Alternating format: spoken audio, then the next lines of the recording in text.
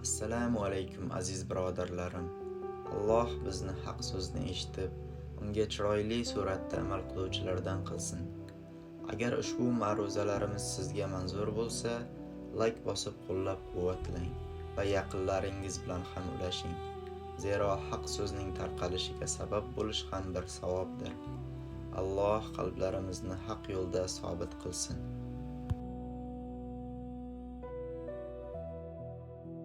Alloh taolo siz bilan bizni mahzun bo'lmaslikka buyuradi. Alloh taolo siz bilan bizni o'ziga tavakkul qilishlikka buyuradi. G'am, qayg'u, huzn insonga nimani olib keladi? Alloh taolo siz bilan bizni man qilgan ish. Mahzun bo'lma. Hech qachon mahzun bo'lma. Chunki qayg'u seni o'tmishingdan bezovta qilib, kelajakdan xavotirga soladi. Oqibatda bugungi kuningni yo'qotasan. Hech qachon mahzun bo'lma. Chunki qalb qayg'u bilan ovora bo'lib, ruhing so'nib, yuzing nuri ketadi. Orzu umidlaring yo'q bo'ladi. Ey mo'min banda, mahzun bo'lma. Chunki qayg'u dushmaningni xursand qilib, do'stingni mahzun qiladi. Qayg'u sababli haqiqatlarni ko'ra olmay qolasan. Mahzun bo'lma. Chunki qayg'u qazoy qadorga norozilik, ne'matga esa nonko'rlik bo'ladi. Mahzun bo'lma. Chunki qayg'u, g'am yo'q qolgan narsani qaytarmaydi. O'liklarni tiriltirib, qadarni qaytarmaydi, foyda keltirmaydi. Mahzun bo'lma, chunki qayg'u shaytondan. Qayg'u faqirsizlik va umidsizlikdir. Mahzun bo'lma. Agar sen faqir bo'lsang, umri qarzga botib ketgan kishilar bor. Agar mingani uloving yo'q bo'lsa, oyog'i shol bo'lib qolgan odamlar bor. Mahzun bo'lma. Agar bir farzandingdan ajragan bo'lsang, shunday insonlar borki, bitta baxtsiz hodisa tufayli butun oilasidan mahrum bo'lganlar bor. Mahzun bo'lma. Agar gunohkor bo'lsang, tavba qil. Yomon ish qilgan bo'lsang, istig'for et. Xato qilgan bo'lsang, isloh qil. Allohning rahmati keng, tavba eshiklari ochiqdir. Mahzun bo'lma. Agar g'amga botsang, asablaring taranglashib, vujudingni qiynab tunlanib bedor qilasan. Mahzun bo'lma, chunki qazoy qadar qalami ishini bitirgan, varaqlar qurigan, kitob yopilgan, undan oshiqcha ham kamon bo'lmaydi. Mahzun bo'lma. Mahzun bo'lma. Qo'lingdan ketgan narsaga g'am chekma. Bittasi ketgan bo'lsa, hali qo'lingda juda ko'p Alloh taolaning ne'matlari bor. Axir Alloh aytmaydimi?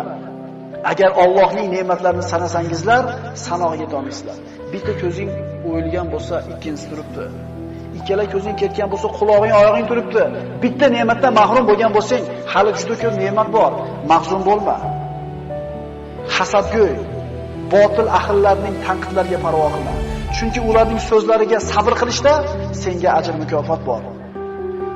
Seni tanqid qilishlari seni qadringni belgilaydi. Axir odamlar o'lik itga so'z otmaylar-ku. Doim istig'forda bo'l. Chunki Parvardigorim tavbalarni qabul qilguvchidir. Alloh aytadi istig'for etgan bandalarga: Parvardigoringiz Allohdan mag'firat so'ranglar. Albatta u o'ta mag'firatli bo'lgan zotdir. Shunda ustlaringizga osmondan yomg'ir yog'dirur. Sizlarni moli dunyo, bola chaqa bilan madad berur, hamda sizlarga bog' bo'stonlarni berur. Istig'for etgan bandaning ustidan yomg'ir yog'adi. Bog'irog'i, bola chaqasi, moli dunyosi ko'p bo'ladi. Faqat ishonishlik kerak bunga. Mahzun bo'lma. Kasallik albatta ketadi. Musibatlar albatta ko'tariladi. Gunohlar kechiriladi, qarzlar uziladi, mahbuslar ozod bo'ladi. G'oyiblar, ketganlar albatta qaytib keladi. Osiylar tavba qiladi, albatta yomonlar jazosini oladi. Mahzun bo'lma. Mahzun bo'lma.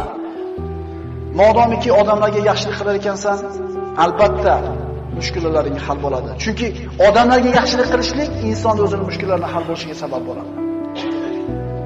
Mahzun bo'lma.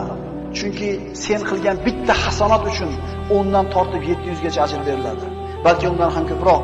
Lekin qilgan gunohinggacha bittagina jazo beriladi. Mahzun bo'lma. Senda eng katta ne'mat bor. Chunki sen tavhid kalimasini aytganlardansan. Ahli qiblasan, musulmonsan, qo'lingni duoga ko'targan kishilardansan. Sen mahzun bo'lma. Mahzun bo'lma, chunki sen hayotning yengil og'ir, issiq sovuq, faqir boy holatida ham foyda ustasan. Rasul aytgan-ku, mo'min ish ajablanadi. Qanaqa kun kelmasa uni foydasi. Yaxshi kun yesa Allohga shukr qiladi, savob oladi. Mashaqqatli kun kelsa sabr qiladi, yana savob oladi. Bu faqat kimga berilgan? Mahzun bo'lmaydi musulmon odam. Mahzun bo'lma. Axir senda Qur'on bor, zikr, duo bor. Axir senda namoz, amri ma'ruf, sadaqa, boshqa savobli amallar bor. Boshqalarda yo'q bu narsa. Kim xohlardi dunyoda iymoningni berasan, dunyodagi hamma xohlagan narsani beraman desa, qaysi mo'min xohlardi shu narsani? Odamlarga zulm qilayotgan, haqlarini yeyotgan, tuhmat qilayotgan, bo'xton qilayotganlar ham o'ladi. Zulm ko'rgan, sabr qilgan, savob umid qilgan kishilar ham o'ladi. Lekin Alloh taoloning huzuriga borganda kim yutuqda bo'ladi? Dunyo hayoti vaqtincha. Ad-dunya sa'a fajal xato degan Rasululloh. Dunyo 1 soatlik umr bor yo'q. Ana shu 1 soatni ibodatga aylantirdilar degan Rasululloh. Kim o'lmaydi? Kim o'lmaydi? Mahzun bo'lma. Axir qora bulutlarni tarqaganini, qorong'u tunni yorishganini, shamollarni to'xtaganini ko'rmaganmisan? Inshaalloh mashaqqatlaring rohatga, hayoting yorug'likka, kelajaging ne'matga to'lib boradi. Inshaalloh. Mahzun bo'lma. Agar oldingda chora qolmasa, yo'llar berkilib, umidsizlik bostirib kelsa, yo Alloh degan. Mahzun bo'lma. Agar musibat, baxtsizlik, xavotir kelsa, yo Alloh degan. Mahzun bo'lma. Agar keng dunyo tor bo'lib ketgan bo'lsa, ishlar og'irlashsa, yo Alloh deb nido qilgin. Mahzun bo'lma. Agar oldingda ishlar yopilsa, yo Alloh deb nido qilgin. Odam boshiga qiyin kun tushsa, tashvish bostirib kelsa, o'zini u teshik ko'rib ko'radi, bu teshik ko'rib ko'radi, undan yordam so'rab ko'radi, bundan pul so'rab ko'radi, unga dardini aytib ko'radi, bunga shikoyat qilib ko'radi-da, oxirida nima deydi? Alloh endi o'zing borsan endi. Qachon? Oxirida. Siz Alloh deng, mushkulingizni Alloh kimi qo'li bilan qana qilib hal qilib beradi, uni kim biladi? Chunki unga saharlarda hojatlarni so'rab qo'llar cho'ziladi. Qalblar uning marhamatidan umid qiladi. Uning ismini aytib, ko'ngillar taskin topadi, ruhlar orom oladi, asablar tinchlanadi. Uning ismini qalbingdan aytgin. Ishonib unga duo iltijo qilgan, uning rahmatidan umid qil. U duolaringni eshitib turganiga va albatta ijobat qilishiga ishongin. Shunda agar shunday so'rasak, nima bo'ladi? Omonlik, xotirjamlik, farovonlik, to'kin sochinlik, quvvat, izzat, yordam, lutf, inoyat, ihson keladi Alloh tomonidan. Faqat shunga loyiq bo'lishlik kerak. Yo Alloh, bedor ko'zlarga xotirjamlik uyqusini, omonlikni bergin. Istirobga tushgan qalblarga taskin va halovat bergin. Ularga yengillik va yaqin fathini bergin. Yo Alloh, ko'zlarini o'z nuringga hidoyat qilgin. Adashganlarni to'g'ri yo'lingga boshlagin. Parvardigoro, bizlardan g'am qayg'ularni ketkizgin. Yo Alloh, agar unutgan yoki xato qilgan bo'lsak, bizni azobingga giriftor aylama. Parvardigoro, bizlarning zimmamizga bizlardan ilgari o'tganlarning bo'yinlariga qo'ygan yukini yuklama. Bizlardan tashvish istiroblarni ketkizgin. Xavf va xatardan yolg'iz o'zingdan panoh so'raymiz. Parvardigor, sendan boshqalarga suyanib qolishdan, boshqalardan umid qilib qolishlikdan panoh so'raymiz. Sen bizning hojamizsan. Yengil kunimizda, og'ir kunimizda, tashvishli xotirjam kunimizda Alloh rivoyatlarda keltiriladi. Musa alayhissalom Alloh taolo bilan rozi aytishganida Alloh azza va jalla aytdi: "Ey Musa, bir banda meni qazoyimga, meni taqdirimga, qadarimga rozi bo'lmayapti. Men bilan husumatlashyapti." Shunda Musa kalimulloh Parvardigoro, bu qanaqa odam? Seni taqdiringga rozi bo'lmayotgan, seni qilgan qazo hukmingga norozi bo'lib husumatlashayotgan qanaqa odam? Menga ko'rsat uni. Alloh taolo Musa alayhisalomga falon joyga boring, qarab turing. Musa alayhisalom aytilingan joyga borganida, ana shu joyda ikki qo'li, ikki oyog'i yo'q odam suyanib, o'tirib, xullas o'shada boradi. Alloh taolo nima dedi? Qarab turing dedi. Qarab turdi. Qarab tursa, haligi oyoq qo'li yo'q odamning oldidan bir amaldor, nihoyatda bir qimmat otni mingan o'tib ketayotib, qo'lidagi qamchisi tushib ketdi. Buyruq berib o'rgangan, engishib o'rganmagan, uzatib bor qamchini dedi. Haligi odam tabiiy nima deydi? Men oyoq qo'lim yo'q. Uzata olmayman men. deganda oyoq qo'li yo'qligini ko'rib turib, qanaqa qilib qonni to'g'izyapsan bo'lmasa desa, Alloh yetkazyapti dedi. Hali otliq buyrug'i bajarilmaganiga achchig'i kelib, haligi gapidan norozi bola shunday tushib turib, qamchini yerdan olib, haligi uni norozi qilgan odamning boshiga bir chopdi. So'kkani yo'q, boshqa qilgani yo'q, bir chopdi. Yana bir chopdi. Charchagicha urdi. Charchagicha urdi. Haligi odam qochib ketdi desa oyog'i yo'q, to'say desa qo'li yo'q. Har kalta yeganda, kalta yegan odam odatda voydod haloyiq yordam beringlar. Meni nimaga urasan, voydod deyishlikda o'rniga har zarba tushganida Parvardigor tavba qildim. Parvardigor tavba qildim, esim kirdi, tavba qildim. Endi bildim, meni kechir. Har qamchi yeganida tavba qildim, esim kirdi demiş. Haligi otliq rasa urib, armondan chiqib, tashab ketganidan keyin yig'lab o'tirdi. Musa alayhisalom sekin oldiga borib turib, odamlar odatda kalta yesa boshqacha gap gapirar edi. Siz esim kirdi, tavba qildim deyapsiz. Nimaga unaqa dedingiz? Haligi shol kishi o'tiring deb o'tkazib Musa alayhisalomning hikoyasini boshladi. Men mana shunday bo'lib yaralganman. Yurgan oyog'im, ushagani qo'lim yo'q. Alloh taolo menga tushimda jannatni ko'rsatdi.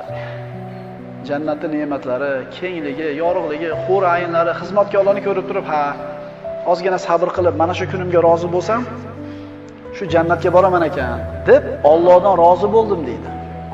O'sha kunimga ham. Alloh taolo orqasidan menga deydi, jahannamni ko'rsatdi. Dozoqni ko'rsatdi orqasidan. Uni azobi, sassig'i, hidi, olovi, farishtalarni ko'rib turib, o'lib qolsam, bu yerga ham tushim bor ekan. Shu yerga tushib qolishing xavotiri ham bor ekan dedimda, Parvardigoro, jannatni yaratib to'g'ri qilsan-u, shu dozoqni yaratib bekor qilsan. Men shu hukmingga noroziman dedim deydi. Shunda Alloh menga aytib, banda jannatning ham egalari bor, dozoqning ham egalari bor. Deyishiga men rozi bo'lmadim-da, Parvardigor, shu dozoqqa tushib qolmay deb, shu dozoqni yo'q qilmasang, men sendan noroziman, men sen bilan husumatlashaman dedim deydi.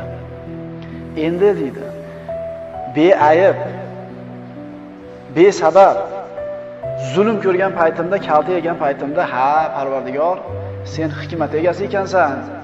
Bunaqa odamlar dozoqqa tushish kerak ekan. Endi esim kirdi, tavba qildim, meni kechir, tavba qildim, meni kechir dedi deydi. Ana shu har bitta qamchini yegan paytda, har bitta zarbani yegan paytda u shol odamga bu musibat, zarar, yomonlik bo'lib ko'ringani bilan bu hayotni nariga, egizaga bor. O'sha yoqqa borganda har bitta yegan kaltaga Alloh taolo haqqini olib beradi. Gunohi bo'lsa gunohini uylaydi. Agar zolimni savobi bo'lsa savobini Alloh tortib olib beradi. Wala tahsabanalloha g'ofilan amma ya'maluz zolimun deydi Alloh taolo. Zolimlarni qilayotgan ishlaridan Allohni g'ofil sanamanglar deydi. Innama yuakhiruhum liyawmin tashkhasu fihi al-absar. Hali ko'zlari moshdagi ochilib qatib qoladigan kunga olib qo'yapti xolos ularda. Bugungi suhbatimizning mavzusi Alloh bergan kunga rozi bo'lishlik degan. Bu shol kishi ham norozi bo'lib ko'rdi. Lekin hikmatini Alloh taolo dunyoda ko'rsatib qo'ydi. Kalta yeganiga ham rozi bo'ldi, shol bo'lganiga ham rozi bo'ldi. Kim o'lmaydi? Tug'ilganki odam bir kun o'ladi. Rozilik. Inson ibodat qilar ekan mo'min odam. Qilayotgan ibodatlarini to'g'ri noto'g'ri bo'layotganligi albatta uni o'ylantiradi. Qabul bo'lyaptimikin? To'g'ri qilyapmanmikin? Ana shu amallarini qabul bo'layotganligi, to'g'ri bo'layotganligini alomatlari bo'ladi. Falon shaharga ketyapman desangiz, kartasini chizib berishadi. Yo'lda znaklar bo'ladi. Mana shaharga to'g'ri ketyapmiz ekan, keyin mana shaharga to'g'ri belgilarga qarab turib, va to'g'ri ketyapmiz ekan deydi. Endi biz ham hayotda qilayotgan shunday bir ishlarimiz borki, belgi hisoblanadi. Shu belgilarga qarab turib amalimiz to'g'ri bo'layotgan, bo'lmayotganligini bilsak bo'ladi. Biz qilayotgan amallarimiz ibodat deyiladi. Ibodatlik qullik. Shu qulligimiz, namoz o'qishimiz qullik, roza tutishimiz qullik, sadaqa qilayotganimiz qullik.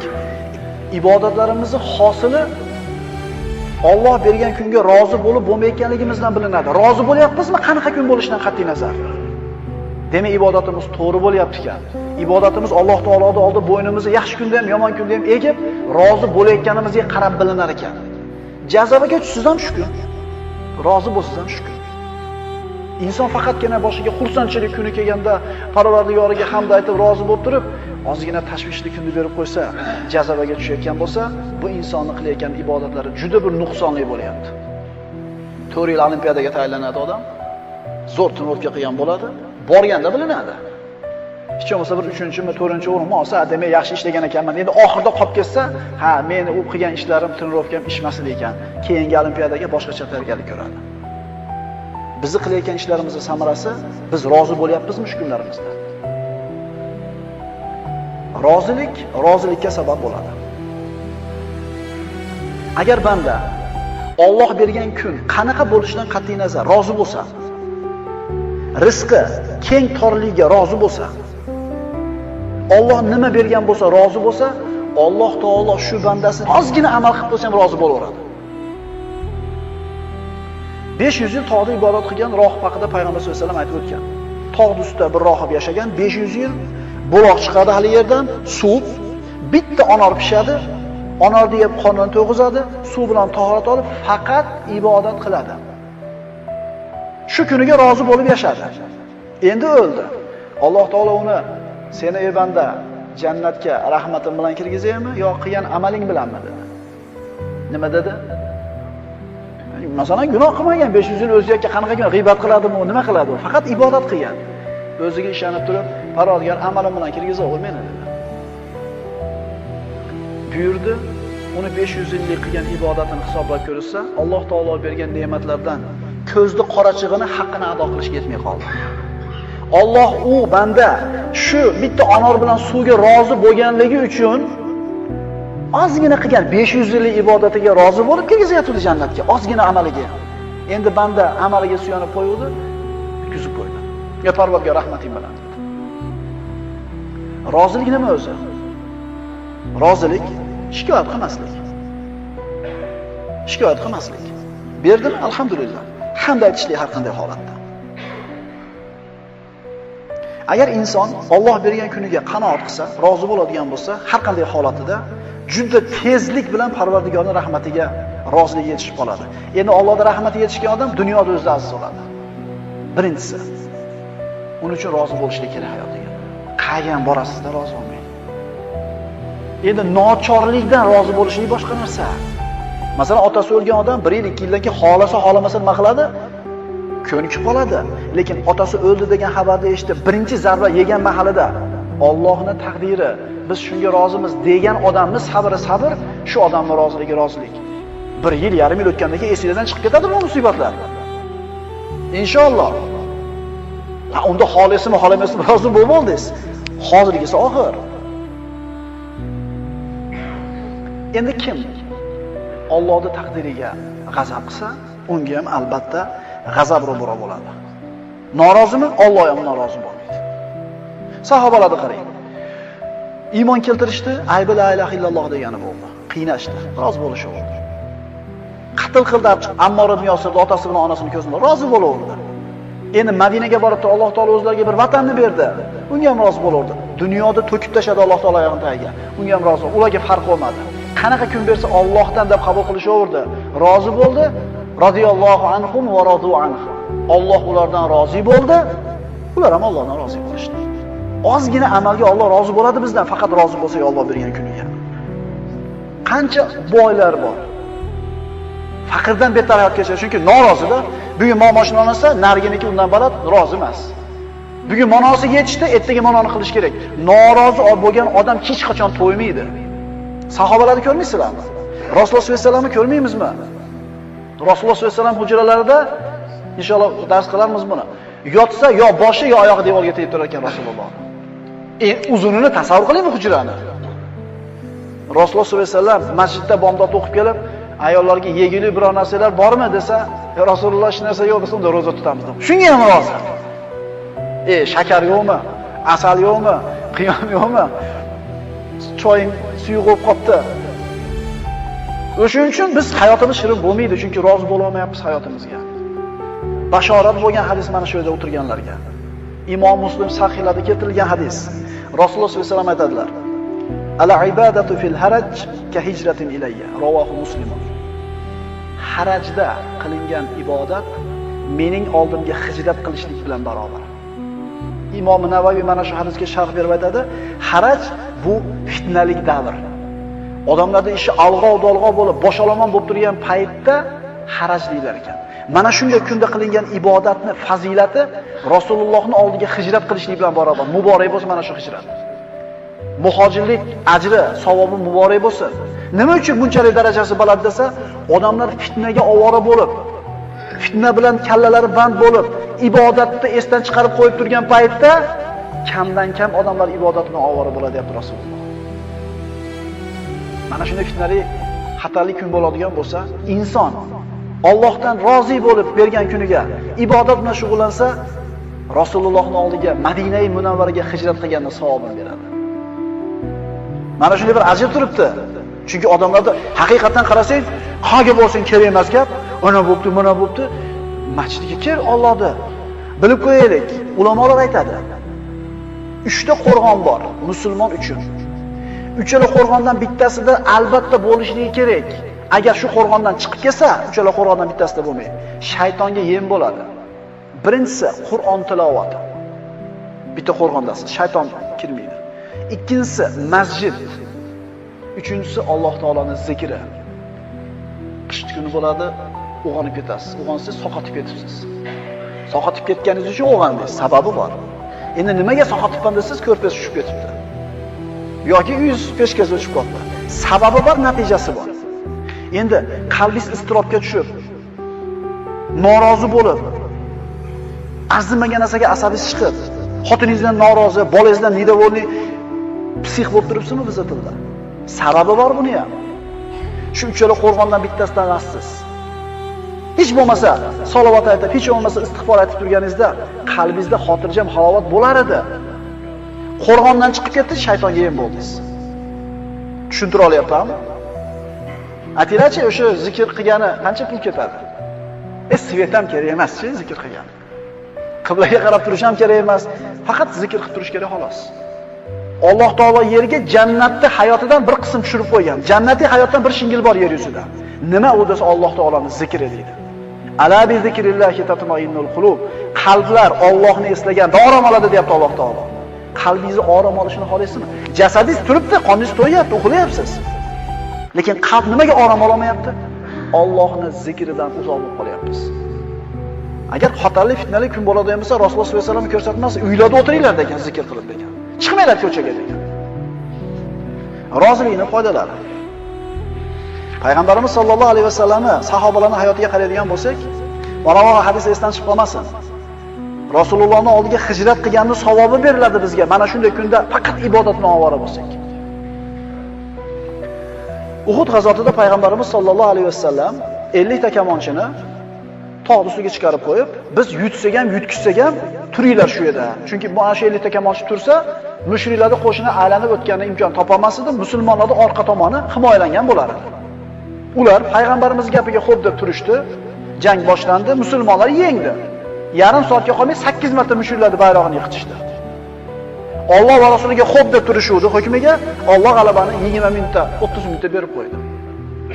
Endi mushriklar qochib, musulmonlar o'lja yig'ishni boshladi. Ana o'tirgan 50 ta kamonchi osiy bo'ldi. Biz o'ljadan qolib ketyapmiz deb tushib ketdi, orqa ochilib qoldi, mushriklar kelaverib, musulmonlar mag'lub bo'ldi. Alloh taolay aytadi: "Va ma asobakum min musibatin fa bima kasabat aydikum va ya'fu an katir." Sizlarga qanaqa musibat yetsa, o'zingizlarni qo'linglar tufayli bo'ladi. O'zingizlarda qilgan ishinglar tufayli bo'ladi. Yana Alloh taolay aytayapti, yana men ko'pini kechirib turaman yana deyapti. Ba'zilarini tottirib qo'yamiz mevasini. Qaytinglar Allohga, yana ko'pini kechirib turaman men deydi. Haddidan oshish, to'qlikka sho'xlik, ibodat qilmaslik, qo'yni putun pishirib, og'ziga rayhon tishlatib, pannisda jo'natish, so'rilar, samolyotda zakisga chiqish, o'ttizta mashina zakisga chiqish. Biz haqimizda bu gaplar. Alloh taolo ba'zilarini tottirib qo'yaman, yana ko'pini kechirib turaman deydi.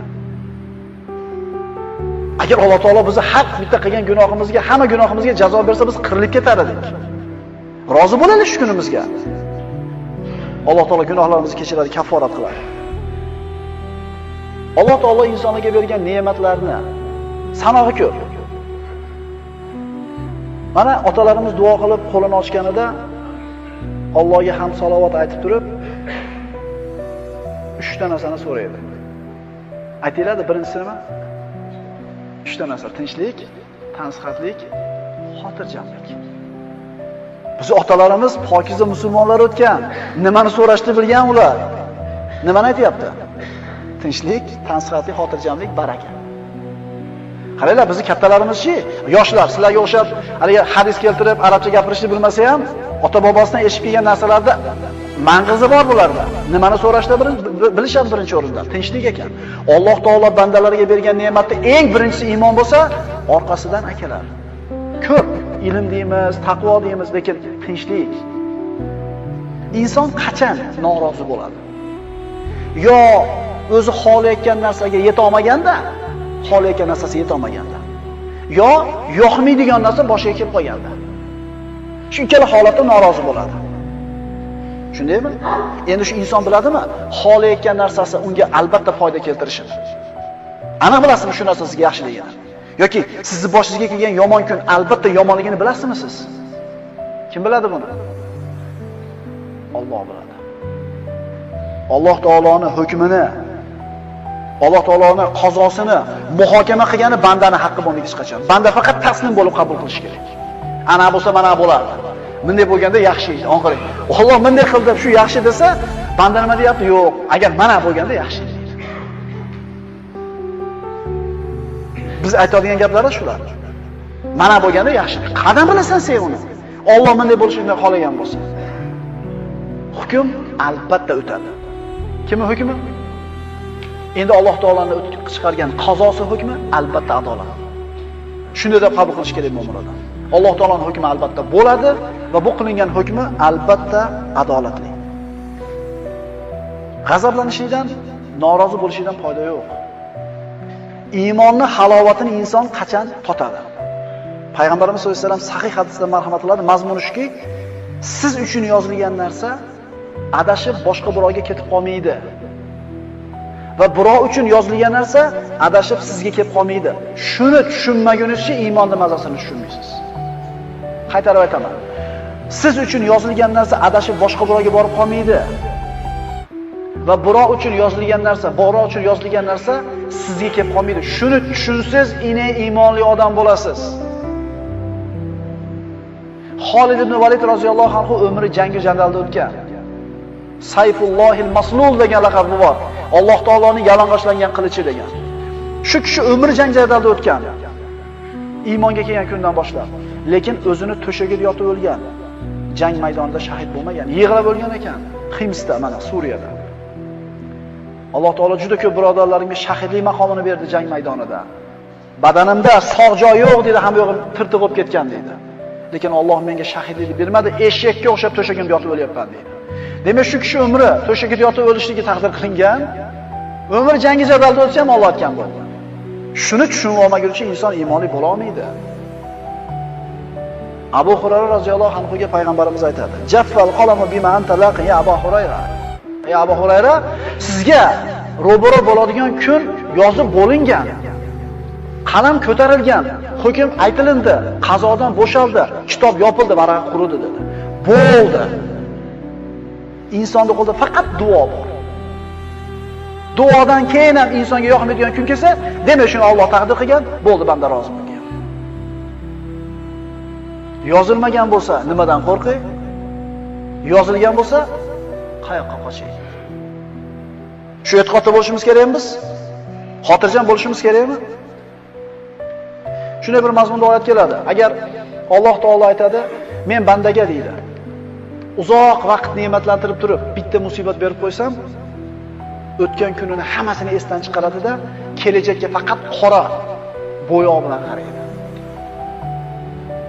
Bo'ldi, tugadi hayot. Endi hech qachon yaxshi bo'lmaydi. Endi hech qachon mana qilib olmaydi. O'tgan kimdir 50 yil, 40 yil, 30 yil zo'r hayot kechirib turib, bir oy tashvish bo'lsa, qolgan 35 yillik, 40 yillik hayotini bo'lmagandek, yaxshi kun ko'rmagandek qilib tashlaydi. Bu yetmagandek, Endi ertangi kunda faqat yomon narsa bilan qo'shib fikr qiladi. Endi Alloh taolo aytayapti, bitta yaxshilik berdim, uzoq vaqt bitta musibat esdan chiqargizib oldi. Endi keyin deyapti, albatta yaxshi kun beraman deyapti. Berganimdan keyin mana yomon kunni esdan chiqarib oladi inson. Hozir odamlar gapiga quloq solsang, xuddi bir xotirjam hayot umrida ko'rmagan-u, bundan keyin ham ko'rmaydigan bir kayfiyatga tushib qolyapti odamlar. Qadam bilasizlar? Qadam bilasizlar?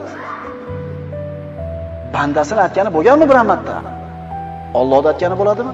Bizning ishimiz shu kunimizga rozi bo'lib, sabr qilib, duo ibodatda bo'laylik, qolgan Alloh taolo taqdirimiz. Aytdimmi darsda boshida? Bizni qilayotgan ibodatlarimizni to'g'ri noto'g'ri bo'layotganligi Allohga ayon, lekin alomatlaridan bilishimiz mumkin. Shu ibodatlarimiz taskin beryaptimi? Peshonamizni sajdaga qo'yib turib, bitta yig'lab turib, qalbimiz bo'shab, zo'r chiqyapmiz, zo'r kayfiyat bilan. Men Alloh bilan gaplashdim. Dardimni aytdim Allohga. Bo'ldi, chi sabr qilsam bo'ldi, Alloh beradi. Deya olyapmizmi? Yo'q. Chiqib turgan bo'yi umriga bashara bilan masjidga kirganda qanday kayfiyat bo'lsa, masjiddan chiqqanimizda xuddi o'sha kayfiyat.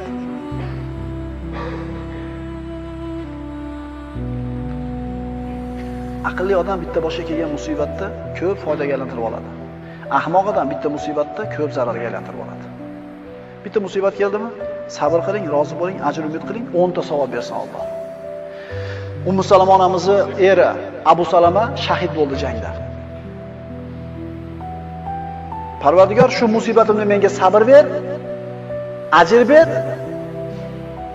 Eng yaqin kishisidan ajragandan keyin aytayaptiki, Parvardigor, erim o'ldi, musibat bo'ldi, men sabr qilaman, sabr ber.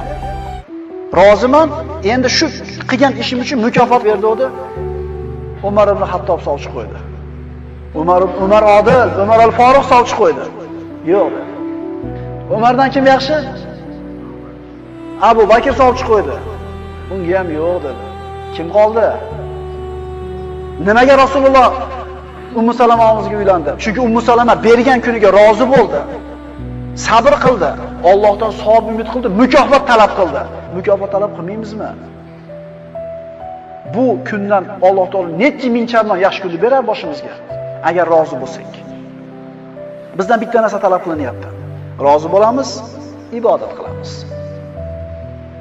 Insonning qalbi hech qachon salomat xotirjam bo'lmaydi agar rozi bo'lmasa.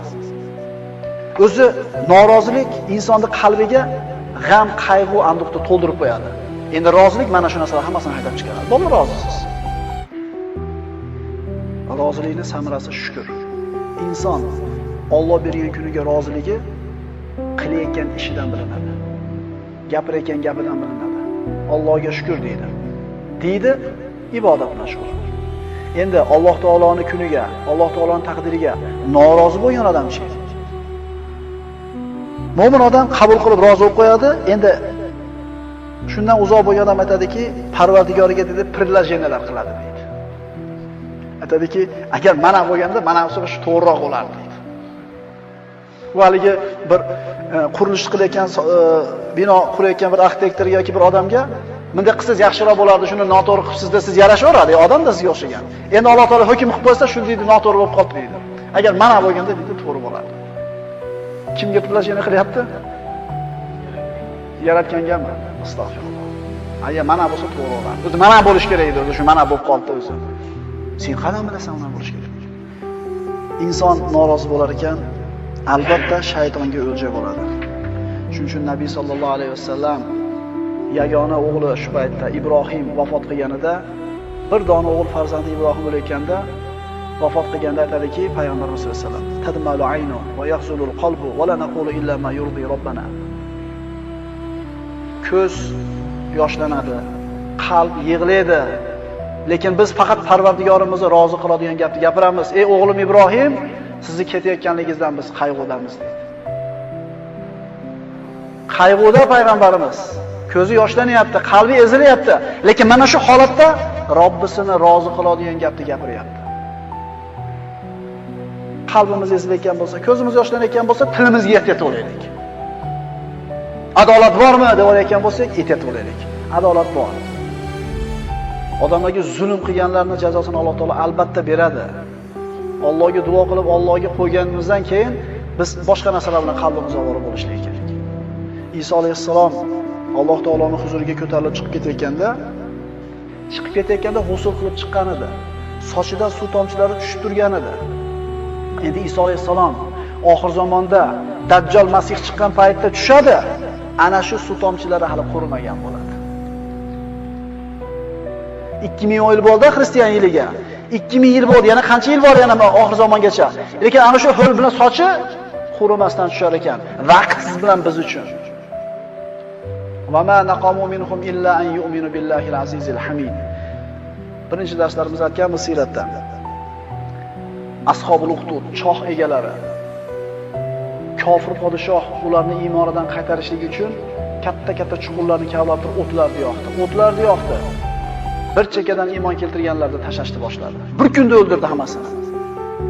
Shunda qo'lida chaqaloq ushlagan ayol chuqurda oldiga kelib turib orqaga chekilmoqchi bo'lganday bo'ldi. Shunda mo'jiza sodir bo'ldi. Qo'lidagi chaqaloq go'dak bolasi gapirdi. Onajon, qadamni bosing dedi. Siz haq ustasiz dedi. Tashadi ketdi. Nima uchun azoblandilar? Nima uchun o'ldirildilar? Iymon keltirganligi uchunmi? Nima qiluvdi ular? Iymon keltirib qo'yuvdi.